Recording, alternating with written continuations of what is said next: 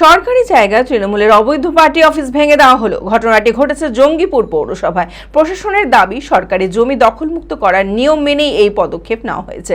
এই ঘটনায় খুশি স্থানীয় বাসিন্দারা। তারা প্রশাসনের কাছে দাবি জানিয়েছে রাস্তা আগের মতো সম্প্রসারিত করে দেওয়ার জন্য। মানসিক স্বাস্থ্যের জন্য সবার আগে যে নামটি মনে ভেসে ওঠে, সুস্থ মনের ঠিকানা মনোবীক্ষণ। যোগাযোগ নাম্বার 7477799513।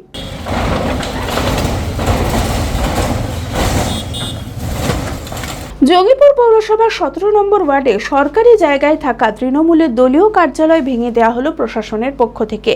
এই ঘটনায় ব্যাপক চাঞ্চল্যের সৃষ্টি হয়েছে রাজনৈতিক মহলে। 17 নম্বর ওয়ার্ডে অবস্থিত ওই কার্যালয়টি দীর্ঘদিন ধরেই তৃণমূলের স্থানীয় পার্টি অফিস হিসেবে ব্যবহৃত হয়ে আসছিল বলে জানা গিয়েছে। অভিযোগ, কার্যালয়টি সরকারি জমির ওপর নির্মিত ছিল। পৌরসভার পক্ষ থেকে উচ্ছেদ অভিযান চালিয়ে ওই নির্মাণ ভেঙে দেওয়া হয়।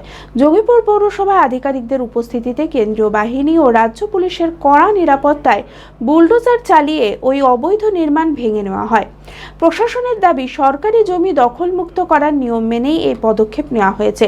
পৌরসভার চেয়ারম্যান বলেন, সরকারি জমিতে পার্টি অফিস থাকলে তা ভেঙে দেওয়া হবে, সে যে দলেরই হোক। প্রথমেই বলি আমি, আমাদের যে দরজপাড়া রাস্তাটা ছিল, ওই ড্রেনটা একদম জাম্প হয়ে বন্ধ হয়েছিল। সবাই ওই ড্রেনের উপরে স্ল্যাব বসিয়ে বন্ধ করে দিয়েছিল।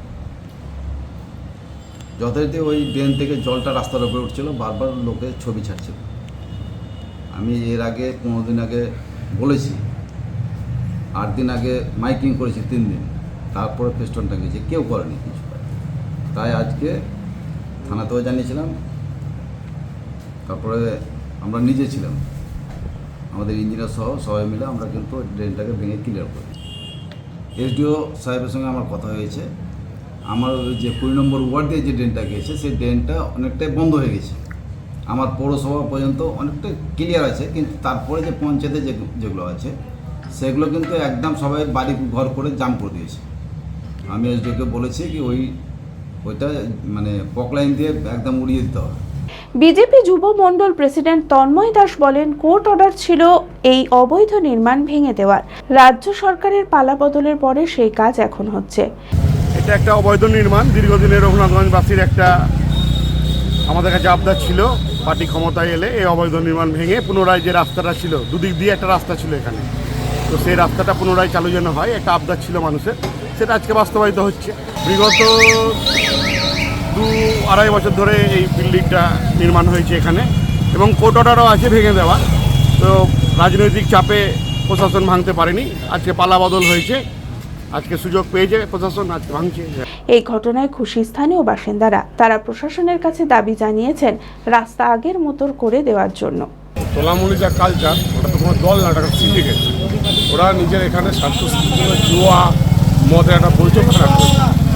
তো সেই সময় পাবলিকের ডিম্যান্ড ছিল, আমরাও চেষ্টা করেছিলাম, প্রশাসনের মাধ্যমে পারিনি। আজকে গভর্নমেন্ট চেঞ্জ হয়েছে, সব জায়গা দেখতে পাচ্ছি যে অবৈধ বিল্ডিং হচ্ছে। তো অবৈধ বিল্ডিং এখানে খোলা আকাশ, অনেক তারার মাঝে রামধনু রঙে যেখানে সবাই সাজে সাজে। নামি হোক কিংবা দামি, পেয়ে যাবে সব রকমই। ছোট হোক কিংবা বড়, কেনাকাটা হোক আরো আরো। নতুন ফ্যাশনে নতুন tradition, Libas family store. Libas Libas Libas family store. Libas, Katai, Baharampur, Murshidabad.